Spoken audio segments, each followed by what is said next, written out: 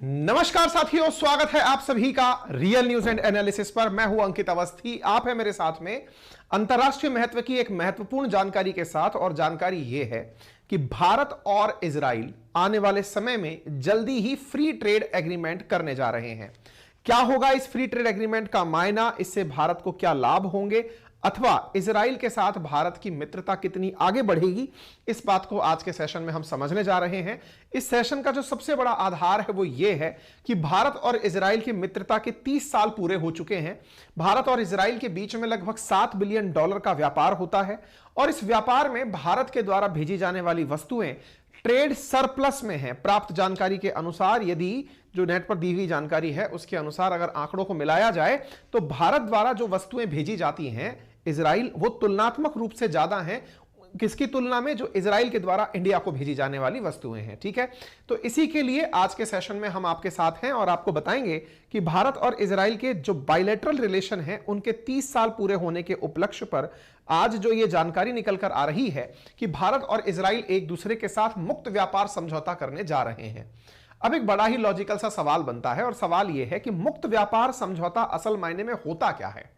देखिए, एक ऐसा समझौता जिसमें दोनों देश एक दूसरे से यह कहें कि यदि मेरा सामान आपके यहां बिकने आए तो बॉर्डर पर उस वस्तु के आने का टैक्स मत वसूलना। मुक्त व्यापार का सीधा सा शाब्दिक अर्थ है कि यदि इंडिया का सामान इजराइल जाए तो वहां की सीमा यानी कि पानी से जैसे ही आप एंट्री करोगे तो उस पर कस्टम ड्यूटी या एक्साइज ड्यूटी ना लगे। सीधा सा अर्थ यह है। और अगर किसी वस्तु पर कस्टम ड्यूटी और एक्साइज ड्यूटी ना लगे तो वो किसी दूसरे देश में वैसे ही बिकेगी जैसे वो आपके अपने देश में बिक रही है। उदाहरण के लिए, अगर इंडिया किसी चीज के उत्पादन में अच्छा है, उदाहरण के लिए मान लीजिए हमारे यहां पर गेहूं का उत्पादन बहुत अच्छे से होता है और हम इसी गेहूं को जो भारत के अंदर मतलब जिस भी भाव से है, मान लीजिए एक उदाहरण ले लेते हैं कि 3000 रुपए की एक बोरी है।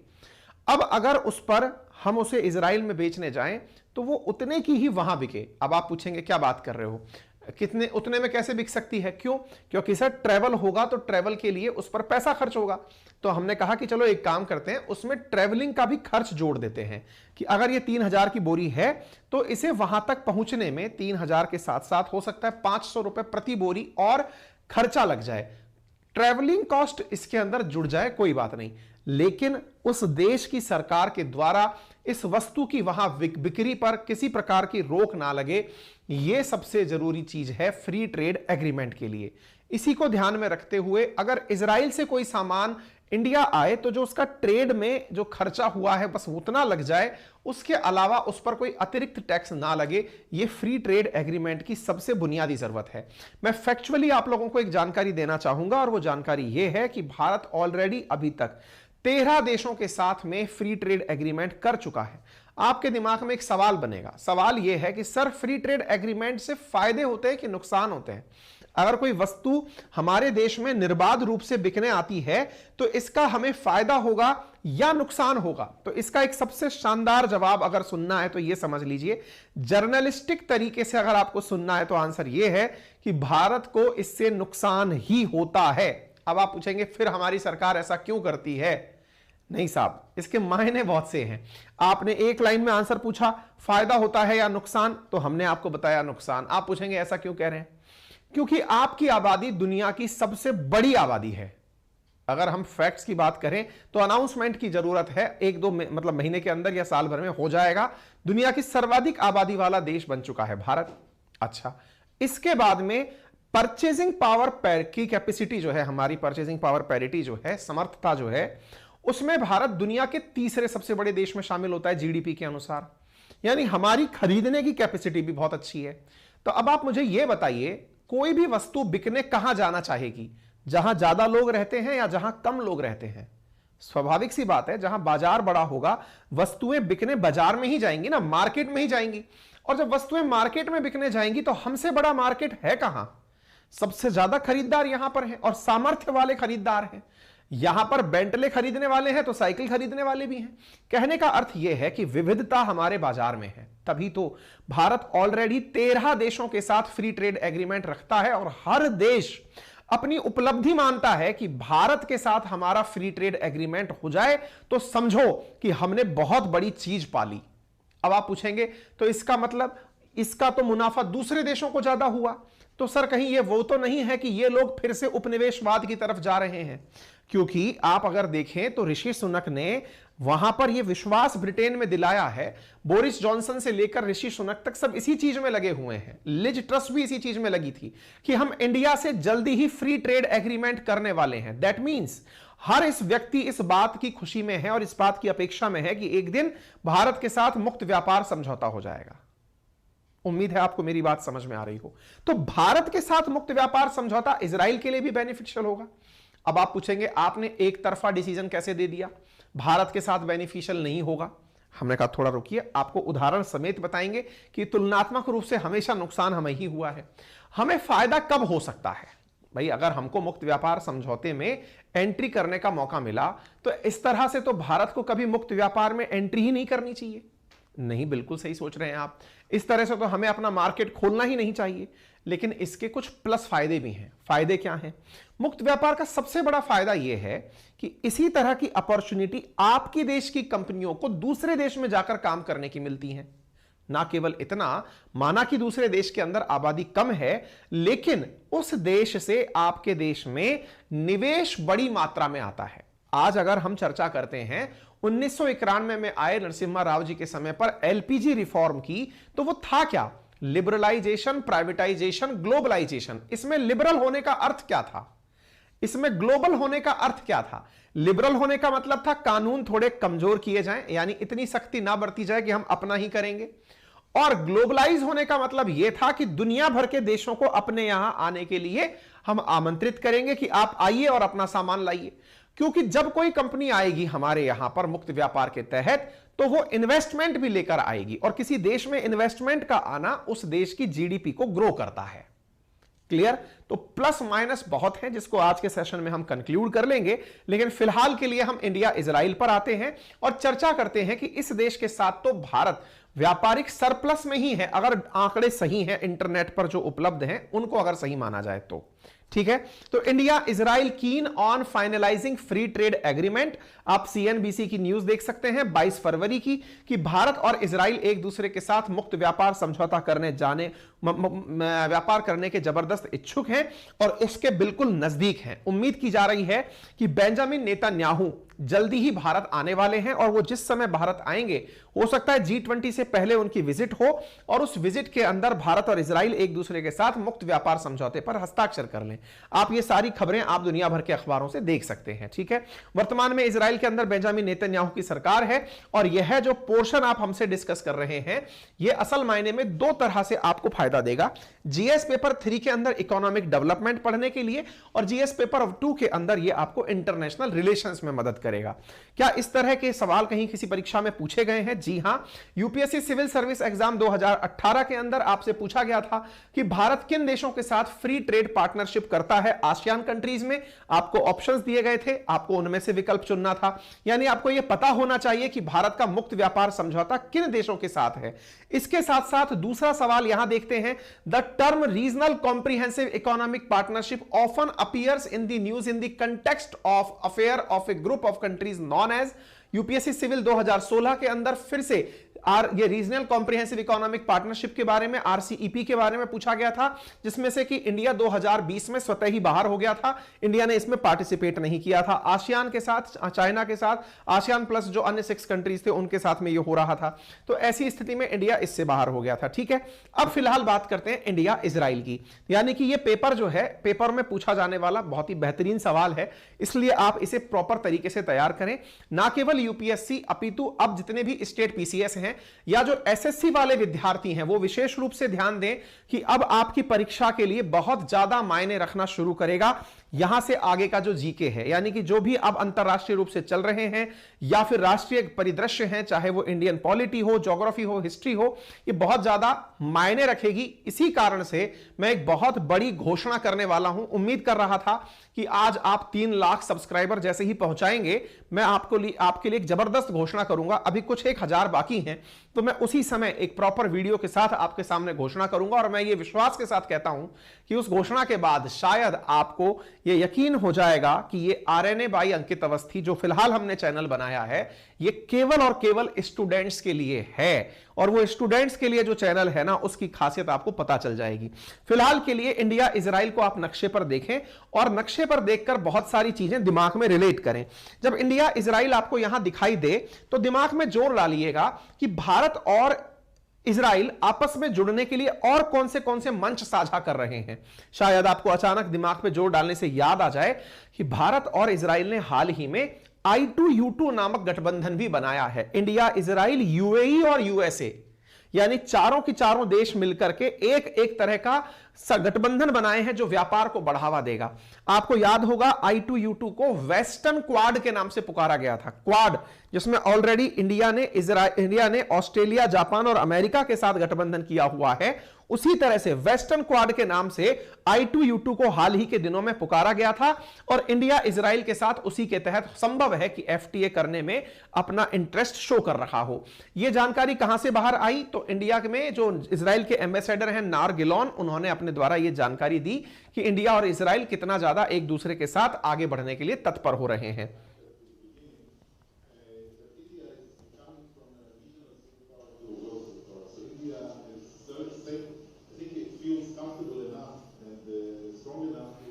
इंडिया के साथ हम कंफर्टेबल फील करते हैं, स्ट्रांग फील करते हैं।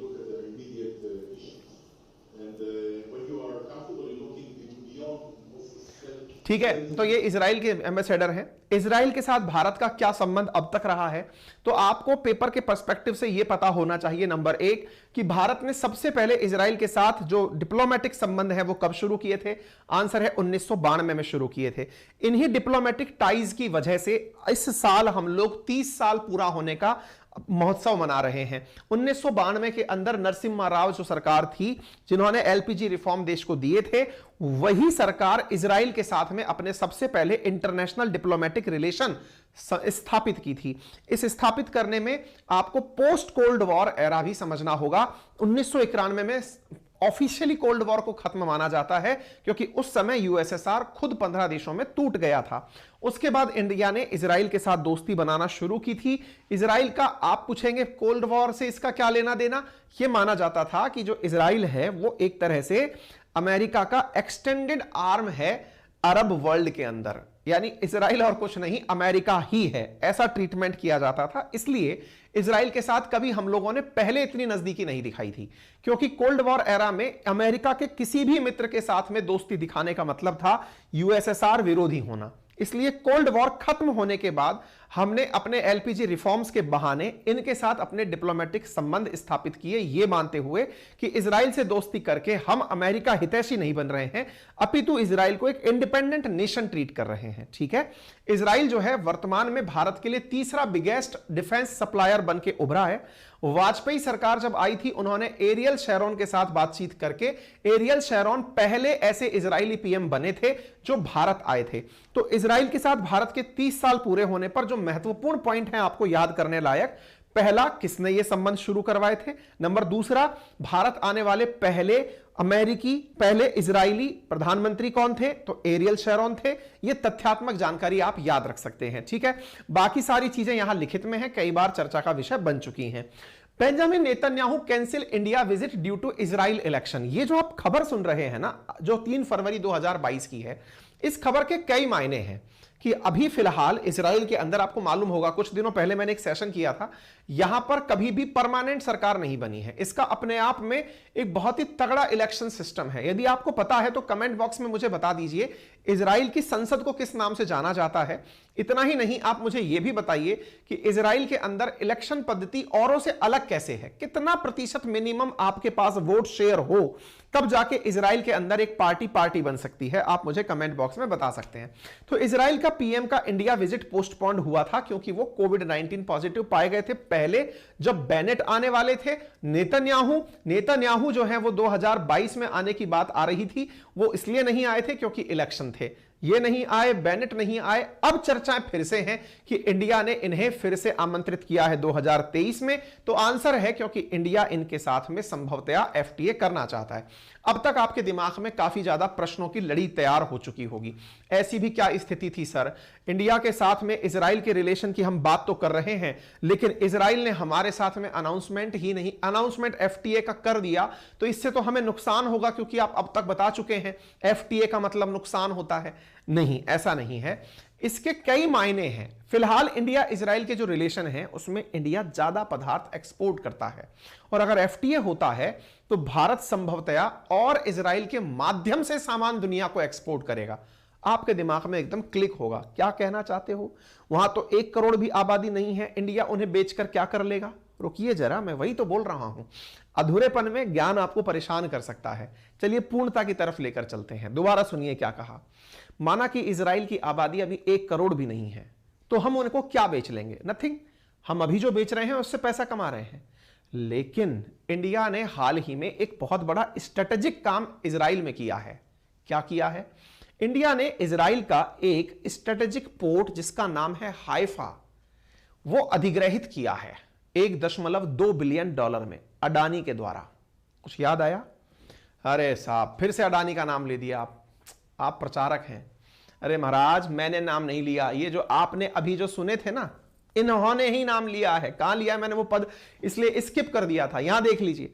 On the Adani group acquiring the Haifa port last month, Gilon ने कहा है it was sign of Israel trust on India and it could boost bilateral trade.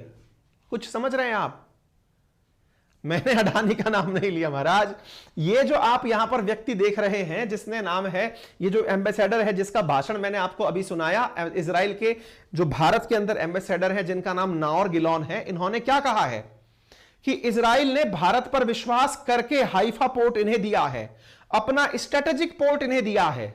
हम करें क्या उसका? व्यापार में उपयोग करिए। अडानी ग्रुप ने लास्ट मंथ ही इनका स्ट्रेटेजिक पोर्ट हाइफा के अंदर एक्वायर किया है। Port of Haifa is the second largest port in Israel in term of shipping container and biggest in shipping tourist cruise ship.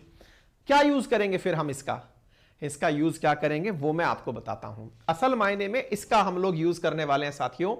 Israel ने जो अन्य देशों के साथ में फ्री ट्रेड एग्रीमेंट किए हुए हैं, इजराइल ने अन्य देशों के साथ फ्री ट्रेड एग्रीमेंट किए हुए हैं क्या? जी हां, इजराइल ने अन्य देशों के साथ फ्री ट्रेड एग्रीमेंट ऑलरेडी किए हुए हैं।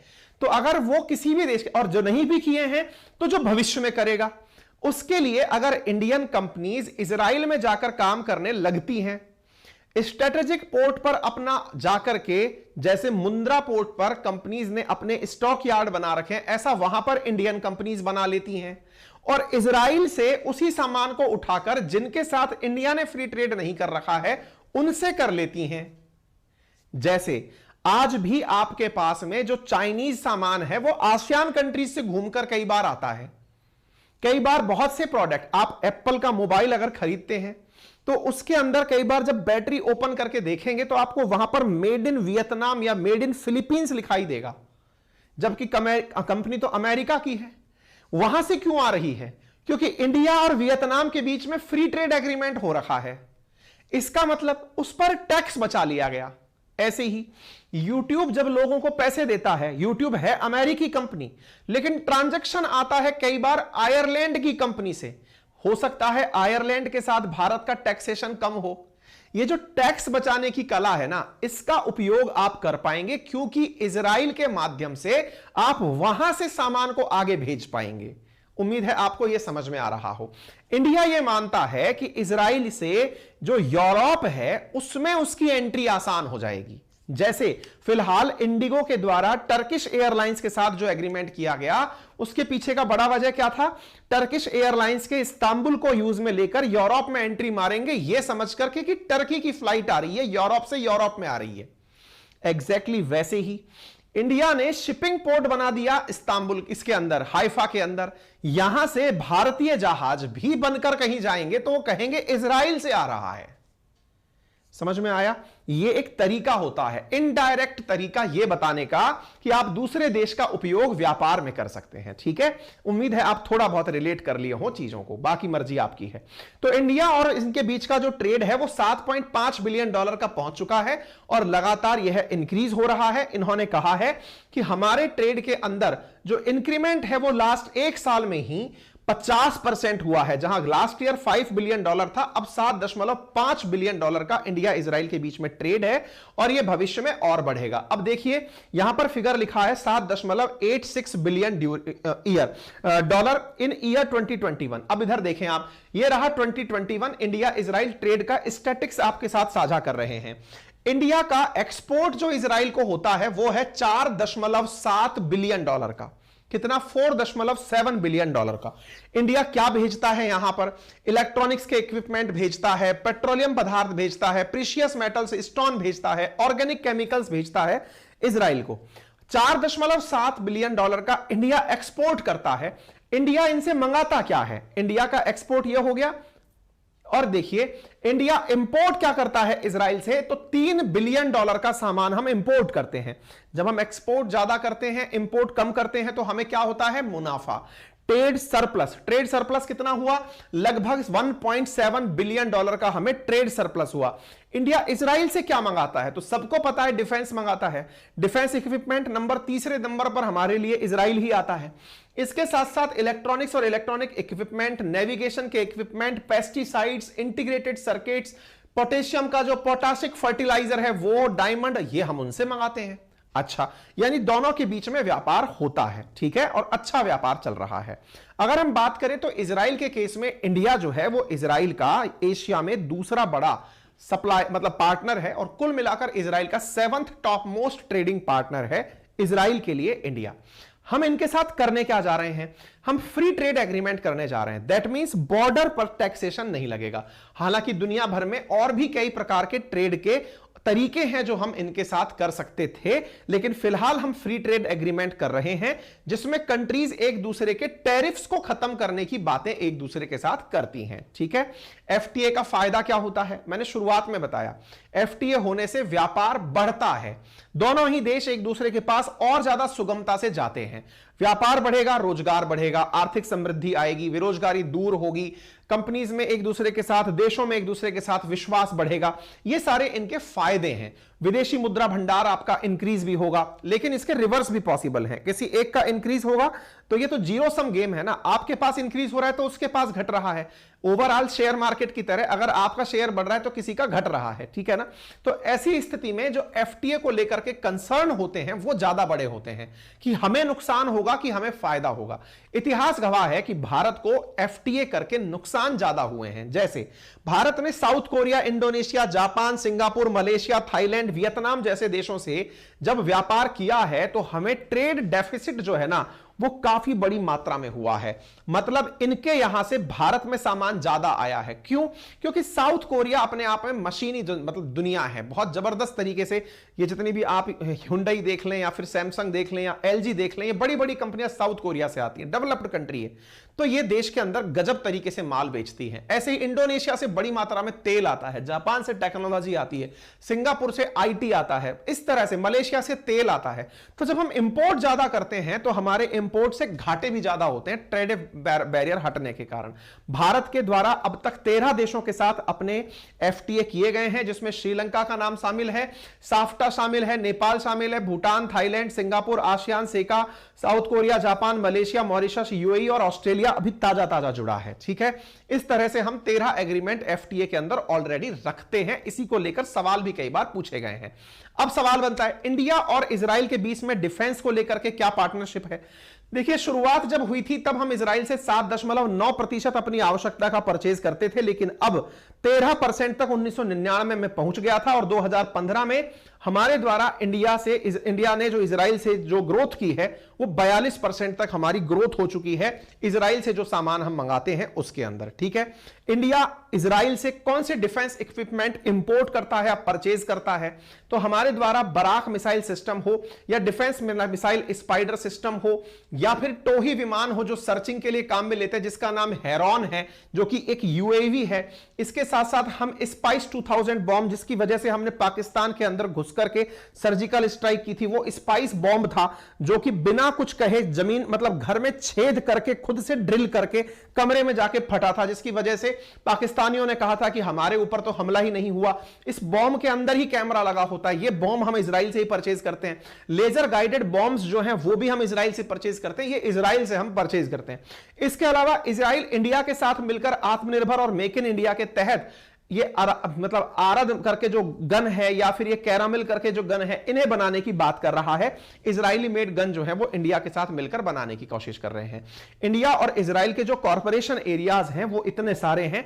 इन सब विषयों पर हम एक दूसरे के साथ जुड़े हैं। आपने कई चीजें सुनी होंगी। जब हम साइबर सिक्योरिटी की बात करते हैं तो एक बहुत ज्यादा पेगासस नाम का सॉफ्टवेयर था जो सुर्खियों में आया था, वो इजरायली था। तो इजराइल और इंडिया काफी तरह से एक दूसरे के साथ है और स्ट्रेटेजिकली हमारा बहुत दूसरे के लिए महत्व भी है। ठीक है, तो उम्मीद है आप सभी साथियों को आज का सेशन ये अच्छे से समझ में आया होगा। आप सबसे गुजारिश है कि समय निकाल करके इस चैनल पर आने की एक पंक्चुअलिटी बना लें, क्योंकि आज शाम तक मैं अपने द्वारा जो सूचना आप तक जारी करनी है वो कर दूंगा, क्योंकि मुझे उम्मीद है कि मेरे प्यारे साथी इस चैनल पर 3 लाख पूरे होने वाले हैं। हमारा उम्मीद तो असल मायने में 58 लाख पहुंचने का है। यात्रा बहुत लंबी है, क्योंकि जो परिवार हमने कहीं बसाया था उन सदस्यों को वापस लेकर आना है। लेकिन उन सदस्यों तक सूचना तभी पहुंचेगी जब आप अपने हाथ में जिम्मेदारी लेंगे। और इस जिम्मेदारी की पूर्ति के लिए आप सबसे पहले जो काम डेली कर दें वो ये कि इस सेशन को ज्यादा से ज्यादा शेयर करें। चैनल के राइट हैंड कॉर्नर पर एक बटन दिया हुआ है जिस पर सब्सक्राइब लिखा हुआ है, उसे दबा दें, जिसका कोई चार्ज नहीं लगता। हां, चार्ज जिसका लगता है वो मैं आपको बताता हूं। हमारे पेड कोर्सेज हैं आरएनए बाई अंकित अवस्थी नामक एप्लीकेशन पर, जिसका लिंक कमेंट बॉक्स में दिया गया है। यहां पर हमारे द्वारा आप सबसे जो जानकारी पूछी जाती है वो बहुत नॉमिनल है।